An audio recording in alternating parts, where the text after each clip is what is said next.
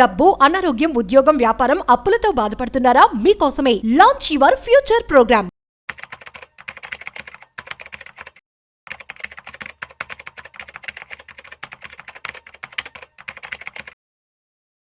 ఈ వారం stock market ఎలా ముగిసింది, అదేవిధంగా ఈ మంత్లో స్టాక్ మార్కెట్ అప్డేట్స్ ఎలా ఉన్నాయి, అట్ ది సేమ్ టైం రీసెంట్గా మనం చూసినట్లయితే సెన్సెక్స్ అండ్ నిఫ్టీ రెండు కూడా ఆల్ టైమ్ హైకి దూసుకు వెళ్తున్నాయి. సో వీటికి సంబంధించి మరింత సమాచారం ఇవాళ మనతో చెప్పడానికి certified finance planner Madhavi Reddy గారు ఉన్నారు. సో వారి మాటల్లోనే మరింత సమాచారం అడిగి తెలుసుకుందాం. సో హాయ్, హలో, నమస్తే, వెల్కమ్ టు సుమన్ టీవీ. నేను మీ Rajeev Pasupuleti. So hi ma'am, నమస్తే. నమస్తే, ఎలా ఉన్నారు మ్యామ్? గుడ్ అండి. Yeah, super. సో మార్కెట్ చూస్తున్నట్లయితే అప్డేట్స్ ఈసారి చాలా పాజిటివ్ గానే క్లోజ్ అయినట్టుగా తెలుస్తుంది. సో ఏమంటారు, ఏ కారణాలు అయి ఉండొచ్చు?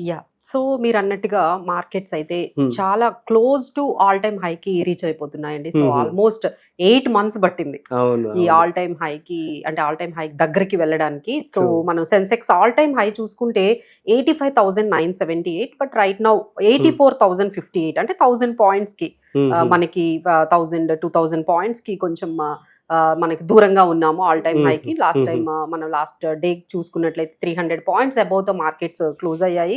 అలానే మనకి నిఫ్టీ చూసుకున్నట్లయితే 88 points తో 25,637 దగ్గర మనకి క్లోజ్ అయ్యాయి. సో ఆల్ టైమ్ హై అయితే 26,277 అండ్ 25,637 దగ్గర ఉన్నాము. So very much near to all time హైకి మనం వెళ్ళబోతున్నట్టుగానే మనకి మార్కెట్స్ చాలా పాజిటివ్ గా అయితే కనిపిస్తున్నాయండి.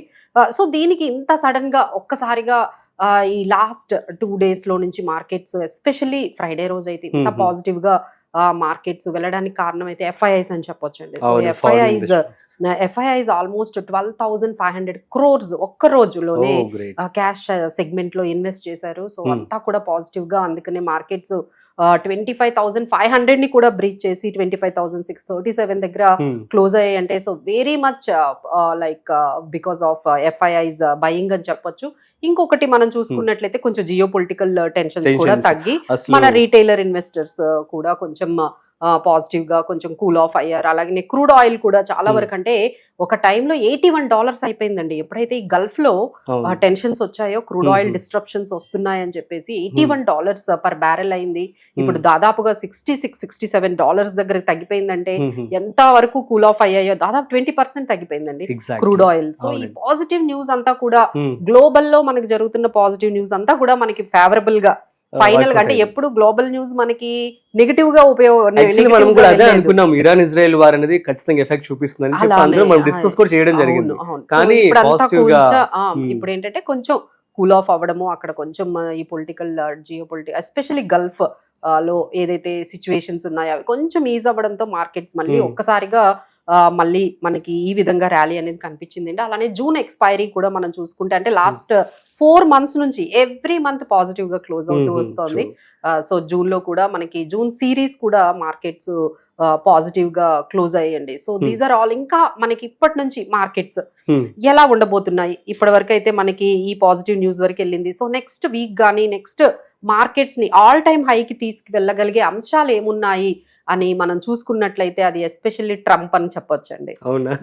సో ఎందుకంటే July 9th మనకి ఆయన ఇచ్చిన ట్రంప్ అంటే టారిఫ్స్ మీద ఇచ్చిన పాజ్ అనేది, డెడ్ లైన్ అనేది క్లోజ్ అయిపోతుంది 9th తర్వాత. ఆయన అయితే ముందు టారిఫ్స్ పెట్టారు, తర్వాత పాజ్ చేశారు. సో దానికి July 9th అని ఒక డెడ్ లైన్ పెట్టారు.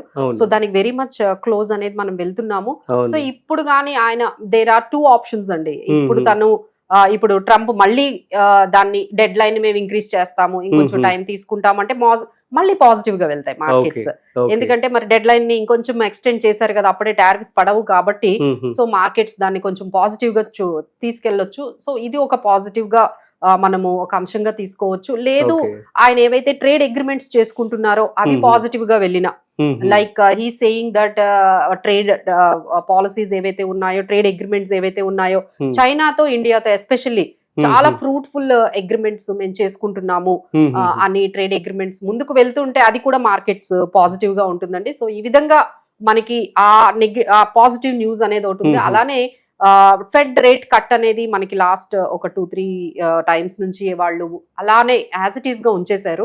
సో ఇప్పుడైతే మాత్రం కంటిన్యూస్ గా ఒక 2 times ఏమైనా ఫెడ్ రేట్ కట్స్ అనే ఇన్ఫర్మేషన్ గాని వచ్చింది అనుకోండి, again market will take positive ఈసారి పోవెల్ ని కూడా తీసేసైనా సరే ఆయన్ని ఆయన చైర్ నుంచి తీసేసైనా, అంటే ఫెడ్ చైర్మన్ అన్నమాట. ఆయనకి ఏంటంటే ఎప్పుడు ఇన్ఫ్లేషన్ ఈ తర్వాత ఈ టారిఫ్స్ వల్ల మనకి ఫెడ్ రేట్ ని ఆయన కట్ చేయకుండా చాలా స్టడీగా పెట్టారనమాట. అది ట్రంప్ కి నచ్చలేదు.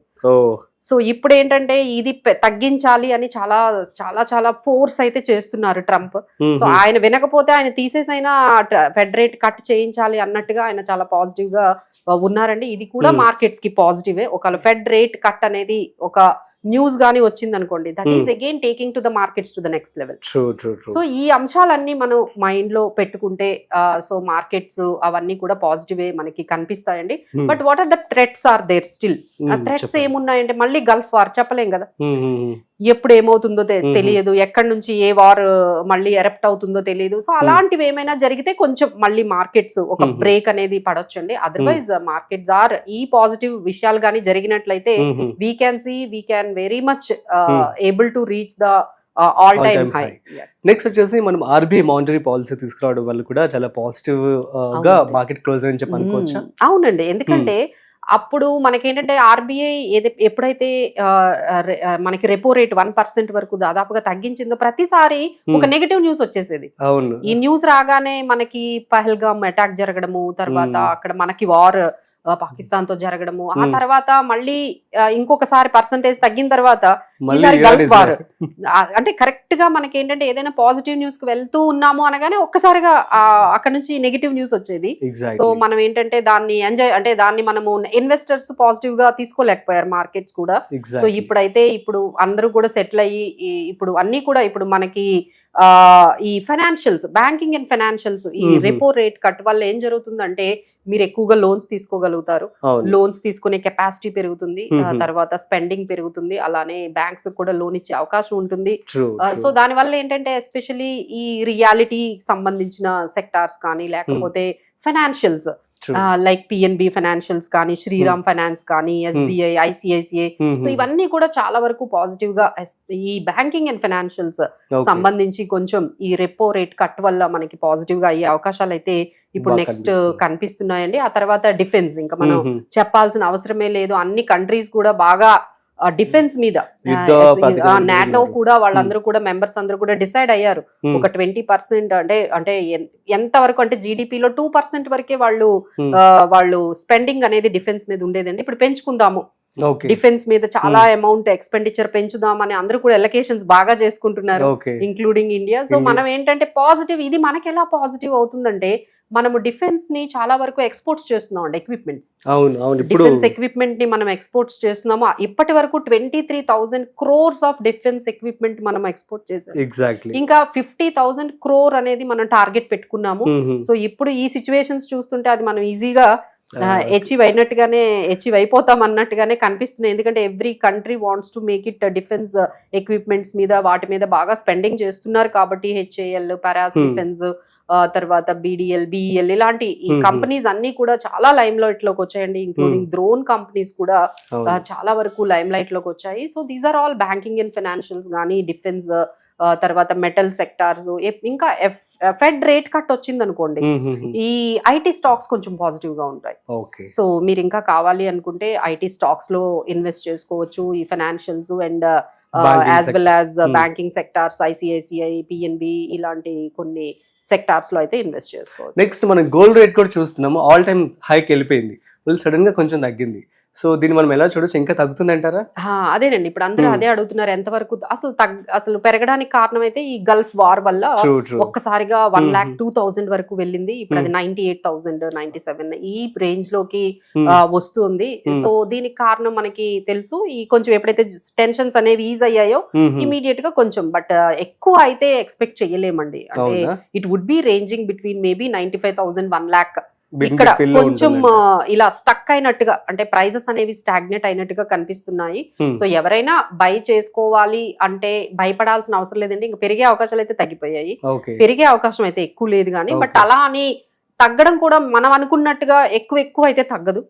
So maybe it would between 95,000-96,000 అయితే ఉంటుంది. సో ఎవరైనా ఇన్వెస్ట్ చేసుకోవాలి అనుకుంటే ఈ ప్రైస్ లో కన్సంప్షన్, ఎవరికైనా ఇంట్లో ఏమైనా శుభకార్యాలు ఉంటే ఈ ప్రైజెస్ లో అయితే బై చేసుకోవచ్చు అండి. But Hmm. సిల్వర్ కి అయితే మంచి ర్యాలీ ఉందండి, అవును అవును చాలా ర్యాలీ Silver. ఉంది. సో వీఆర్ రికమెండింగ్ అందరికీ కూడా సిల్వర్ ఈటీఎఫ్స్ చాలా ఈజీ అండి. మీకు డిమాట్ అకౌంట్ ఉంటే ఓ 30 రూపీస్ ఒక యూనిట్, 40 రూపీస్ ఒక యూనిట్ వస్తుంది. అవును అవును సో ఎంత ఒక 5,000 1,000 ఉన్నా సరే మీరు సిల్వర్ లో మీరు ఇన్వెస్ట్ చేసుకోవచ్చు అండి. అది సిల్వర్ ఈటీఎఫ్స్ అంటారు. సో మీకు కావాలి అంటే మేము గైడ్ చేస్తాము. Yes. ఎవరెవరికైతే డిమాట్ అకౌంట్ ఉందో వాళ్ళందరూ కూడా సిల్వర్ లో కొంత అమౌంట్ మీరు 1,000 2,000 ఏ అమౌంట్ అయినా మీరు పెట్టుకోవచ్చు అండి. అంత తక్కువ అమౌంట్ ఉంది, మనం ఏంటి వీళ్ళు లక్షల్లో చెప్తున్నారు, అదేం లేదండి. ఈటీఎఫ్స్ అనేవి యూనిట్స్ లో ఉంటాయి కాబట్టి మనకి 37-38 రూపీస్ కే ఒక యూనిట్ వస్తుంది. మీకు ఎన్ని యూనిట్స్ కావాలంటే అన్ని యూనిట్స్ కొనుక్కోవచ్చు. True, 1,000 true. రూపీస్ తో కూడా మీరు ఇన్వెస్ట్ సిల్వర్ లో చేసుకోవచ్చు. సో గోల్డ్ ర్యాలీని మనం క్యాచ్ చేయలేదు, క్యాచ్ చేయలేకపోయామని బాధపడే వాళ్ళకి సిల్వర్ అయినా అట్లీస్ట్ మనం ఈ ర్యాలీలో పార్టిసిపేట్ చేయాలంటే నెమ్మదిగా మీకు ఎవ్రీ టైం మనీ ఉన్నప్పుడు ఈ సిల్వర్ ఈటీఎఫ్స్ అయితే బై చేసుకోవచ్చు. Super ma'am, thank you so much. So guys, మీ అందరికి అర్థమైంది కదా. సో ప్రస్తుతం స్టాక్ మార్కెట్ అయితే చాలా పాజిటివ్ గానే క్లోజ్ అయింది. సో జియో పొలిటికల్ టెన్షన్స్ కావచ్చు, what ever it is, long term investment లో కనుక మీరు కనుక పెట్టుబడి పెట్టినట్లయితే సో మీకు పాజిటివ్ గానే ఉంటుంది. ఇవన్నీ కూడా ఎప్పటికప్పుడు వస్తూ ఉంటాయి, పోతూ ఉంటాయని చెప్పడం జరిగింది. అట్ ది సేమ్ టైం మీరు కనుక గోల్డ్ అండ్ సిల్వర్ లో కనుక పెట్టుబడి పెట్టుకోవాలనుకున్నట్టయితే సిల్వర్ కి ప్రస్తుతం అయితే మంచి ర్యాలీ అయితే ఉండడం జరిగింది కాబట్టి సో సిల్వర్ లో పెట్టుబడి పెట్టుకుంటే మంచిది అని చెప్పి మాధవి రెడ్డి గారు కూడా చెప్పడం జరిగింది. That's it. సో మరొక ఇంట్రెస్టింగ్ కాంటెంట్ తో మళ్ళీ కలుద్దాం. అంతవరకు చూస్తూనే ఉండండి సుమన్ టీవీ.